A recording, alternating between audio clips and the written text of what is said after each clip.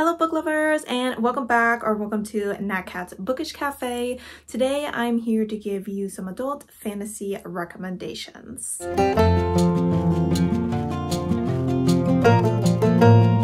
I'll be honest, despite calling myself a fantasy reader, I actually haven't read too many high fantasy stories, but I have collected 5 stories here that I would consider at least somewhat high fantasy, and I've given all of these over 4 stars.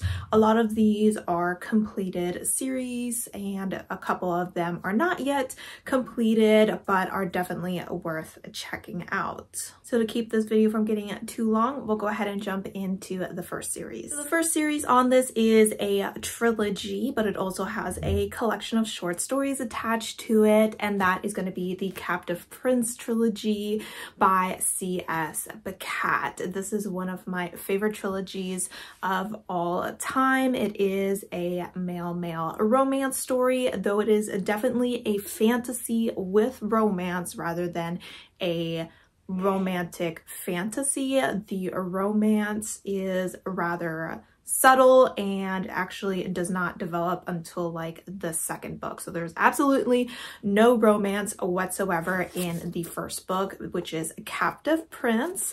The second book, which is also my favorite, is going to be Princess Gambit.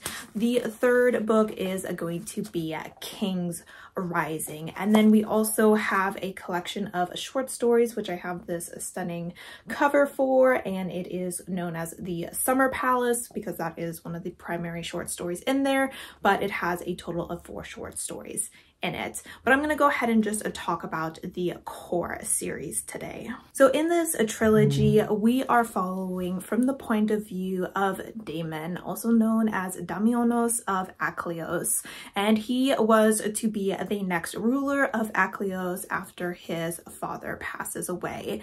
However, at the beginning of this book, when his father does pass away, he finds himself captured and sent off to their enemy kingdom of Vier to be a pleasure slave for their young prince, Laurent. It seems that Laurent does not know that Damon is Damianos, and Damianos decides to take advantage of this in hopes of gaining his freedom and returning to his kingdom so that he can take down his half-brother, who was the one that had captured Damianos in the first place.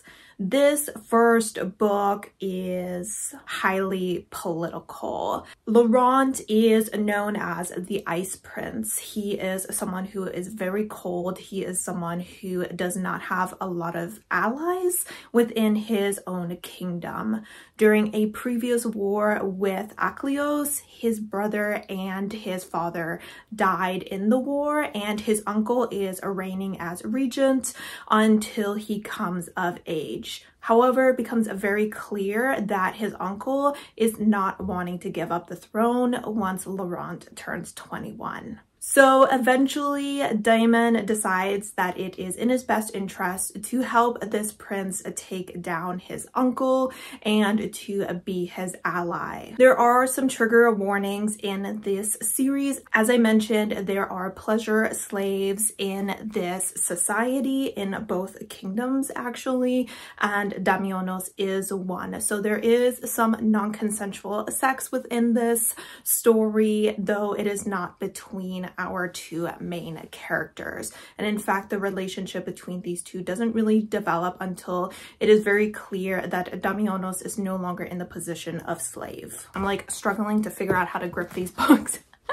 One of the things that I absolutely love about C.S. Beckett is her attention to detail when it comes to political intrigue, political maneuvering, and world building. Laurent is, in a way, a very cold and precise strategist. He is always 10 steps ahead. He is incredibly intelligent. He is incredibly driven. Damon, on the other hand, is an incredible fighter. He is very much a muscle man, and watching the two of them kind of balance each other out throughout the story was really interesting. Also, in the beginning of the story, we very much see Laurent as a sole soldier. He is standing by himself on the battlefield. He is taking on everything by himself, and throughout the series, we start to see him realize that Damon, as well as his small army that is behind him, is there to support him in his fight against his uncle. I really enjoyed the gradual development of their relationship. I also really enjoyed the world building, the politics throughout this story. I thought that the second book, not really the first book, because like that one definitely has a bit more trigger warnings, but the second book had quite a lot of humor in it, which was very surprising to read after the second one. And overall, I thought that this had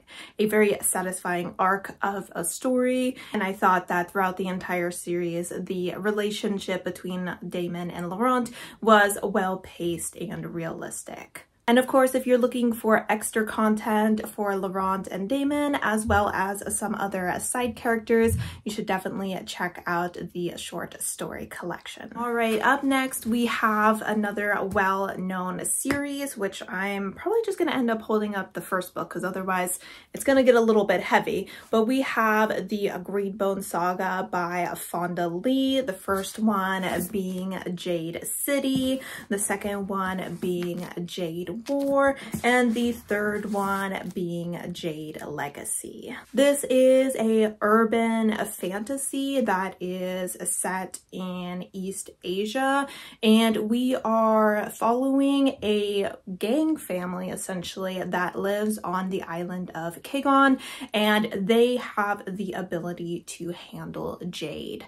And jade is a mineral that allows people to enhance certain abilities such as strength, speed, agility, and even healing. There are only a few people who are able to handle jade, and the stronger you are, the more jade you are able to hold, and of course, the more power you hold. At the beginning of the story, there are two different gangs on this island, and they have been living semi-harmoniously for years.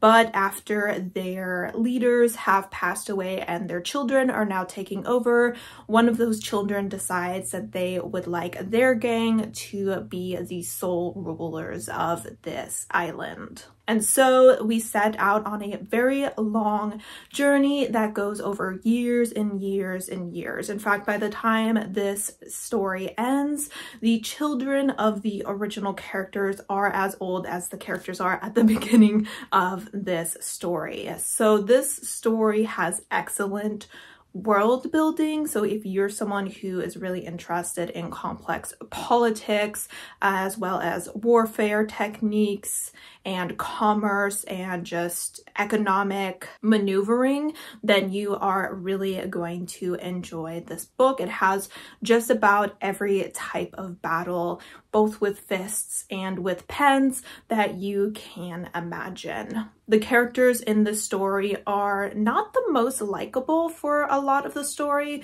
You know, I often find myself very frustrated with them and their decisions, but at the end of the day, you are very invested in their lives, in their survival. And let me tell you, Fonda Lee is not above killing off characters that you like. So this series, especially Jade Legacy, is going to rip your heart out. Fonda Lee herself, I believe, has experience with hand-to-hand combat, and you can really tell that in this series. A lot of times when people are fighting, I'm kind of like, yeah, I don't know what's going on. But in this story, I think that she did a really good job of spelling it out for people so you could really visualize what was going on. The series is incredibly long and takes place over many years, but I feel like we follow a diverse group of characters and that there are many different plot points throughout the series that you're never bored, and I feel like the pacing of this story was excellently done. I really think that the author did an excellent job of planning out this story, just watching everything come together and just seeing how decisions affect events years in the future was always really interesting. So if you're looking for a complex urban fantasy with a good amount of diversity in it, as well as a lot of political intrigue throughout it, as well as dynamic characters, then this is definitely a series that you're going to want to pick up. Next, we have the last trilogy that is actually completed. I will say that this trilogy is going to have 2 other trilogies attached to it, leading to a 9-book series.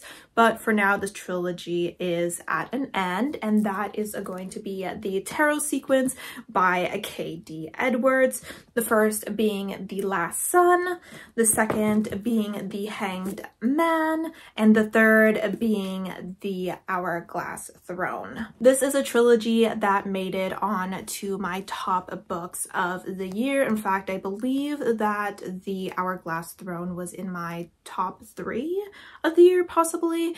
I absolutely love this urban fantasy. I will constantly be trying to get people to read it because I feel like I don't see enough people reading it, and it is a story that has queerness in it. It has a complex, interesting magic system based off of the tarot cards in it.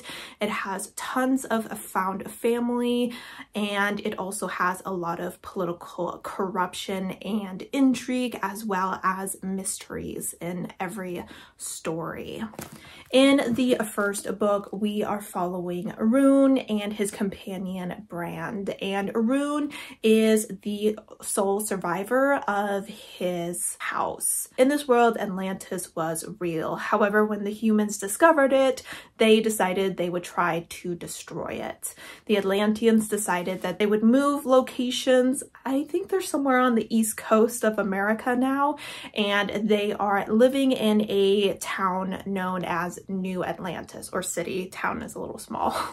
In a city known as New Atlantis, and this city is ruled by powerful families that are based off of the tarot cards. And Rune's family obviously used to be known as the Sun Court. However, about 12 years ago, it was a while ago, his household was utterly destroyed except for him, who on that night experienced a traumatic assault at a group of masked men. Years in the future, he and his companion Brand are working kind of as hired help, where they will go do investigations, they will help with raids of other courts, or in this case, they were hired by a man known as the Tower to find the man that he is the godfather to. This young man seems to have been kidnapped by someone else in this city, and it is up to Rune and his companion to find him. And as they're going along on this mission, they start to discover more corruption within this city, not just related to the destruction of Rune's family, but also to the greed of other households. I absolutely love the characters in this series. I think they are one of the strongest aspects, though honestly everything in this story is perfectly done. I think that the world building as well as the creation of the magic system is really well done by the author. Rune, because of the destruction of his court, has not had as much training and access to information as other people, and so as he is kind of going along these missions and kind of interviewing people and breaking and entering into areas to gain access to information that he's not supposed to have, we alongside him are learning more about his magic and the magic of this society as a whole, as well as the political setup in this city. I also really enjoyed the found family aspect. Rune and Brand were such wonderful friends. I still kind of want them to be be more, but at this point it is platonic, but there is a queer relationship in here with Rune and another member of a royal court that I enjoyed, and just watching Rune as he slowly tries to find people that may have been connected to his court and gathering them around him so that he can protect them was just such a vibe. It really was. There were so many kids in the story, and I'm usually not a huge kid person, but just watching Rune step into that role of like protective father was very heartwarming. This story definitely does have some trigger warnings in it. It goes between having humorous moments, sexy moments, and just outright disturbing moments. So do check trigger warnings before going into the series, but I am still on a mission to get everyone to give this series a try. Second to last recommendation, we have the first book in a duology, and the second book is coming out in April, I think. It's coming out in the next few months, and that is going to be Silver Under Nightfall by Erin Shapeko, and this is a vampire story, and it also has polyamory within it. In this book, we are following Remy, and he is a vampire hunter. Despite being one of the best vampire hunters that the kingdom has, he is very much ostracized by the other vampire hunters because there is suspicion about him possibly being half a vampire as well. This stems from the fact that while his mother was pregnant with him, she had a vampiric lover and actually had been bitten by this vampiric lover and died while giving birth to Remy. At the beginning of the story, Remy starts to realize that there is something changing about some of the vampires, and that they seem to be mutated and stronger versions of themselves. And he starts to try to investigate this with the help of one of his vampiric friends. One night he comes across a vampiric couple, a royal couple, and they decide that they would like him to join them in investigating not just these vampires, but a murder that occurred within the kingdom. As Remy starts to work with this couple, he starts to realize that they would like to have more than just a professional relationship with him. I ended up giving this story 4 stars. I will admit that my expectations for it had not quite been met.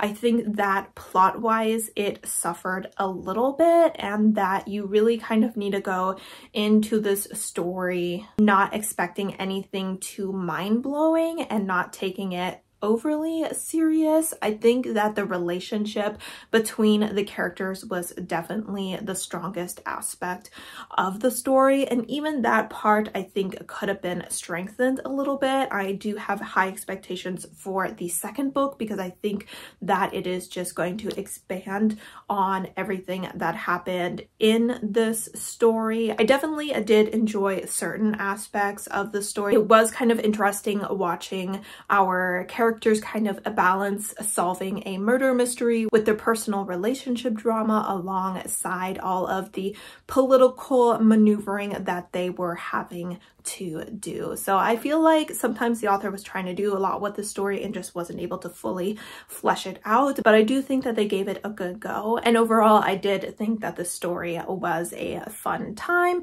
even if certain aspects of it were a little bit predictable. But you can bet that I will go ahead and purchase the hardback version of the second book so that I can go ahead and read it as soon as possible. The final book on this list is one I don't actually own, and that is going to be Ninth House and Hellbent by Leigh Bardugo. So as far as I know, the series isn't completed. I want to say there's gonna be another book, but I honestly have no idea. I mean, if it's completed, then, you know, that's nice, I guess. But I would absolutely love to see more in this world. In this world, we are following Alex, and she has the ability to see dead people, which has caused her a lot of trouble throughout her life, leading to drug use as well as her interacting with people that she probably shouldn't be interacting with. At the beginning of this book, she is actually the sole survivor of an attack on her group of friends, and someone from a prestigious university approaches her and tells her that she can come to their university for no cost whatsoever to her, which considering she is very poor is very good for her, if she overlooks their secret societies. So it would be her job to go ahead and oversee their rituals, just making sure that they follow all of the rules and that they are not exposing themselves to the normal people that attend this university. She arrives at the school in hopes of being shown the ropes by the person who held this position before her. Unfortunately, at the beginning of this year, this person is sucked into some sort of black hole and she is left on her own, which becomes even more complicated when a murder occurs on campus and it seems to be tied to the secret societies, and it is up to her to solve the murder. I have to admit, I didn't love book one. I guess I'm not a big secret society girl, but I absolutely loved Hellbent, and I feel like quite a few people really did enjoy the second book a lot better. So if you were kind of wishy-washy about the first book, I would definitely give Hellbent a shot. It is very different from the first book. I felt like the characters were a lot more fleshed out. We got to see the side characters a lot more, as well as seeing Alex form connections with them. I really enjoyed their investigation of how to find this person that was sucked into a black hole in the first book and all of the dangerous obstacles that they had to overcome to try and reach him. I listened to these books as audiobooks and I think that worked really well for me, despite the fact that I don't always retain the most information when it comes to audiobooks. I think that the way these stories were written was really comprehensive to me. I thought that they had a great atmosphere to them. They definitely have some slight academia going on. We are following not the most likable character, but she is the kind of character that really grows on you, which is always a fun experience to see that character development happening. And overall, I really do enjoy Leigh Bardugo's writing. I think she does an excellent of writing dark atmospheric stories featuring morally gray characters. All right, guys, so those are the 5 fantasy books slash series that I think you should check out. I would love to know down below if you have read any of these or if you're planning on reading any of these. I would also love to know if you know of any books that are in the similar vein to any of these books, because obviously I really enjoyed them, so I would love to read more books like them. As always, thank you so much for supporting my channel by watching my videos, and I hope to see you next time. Bye!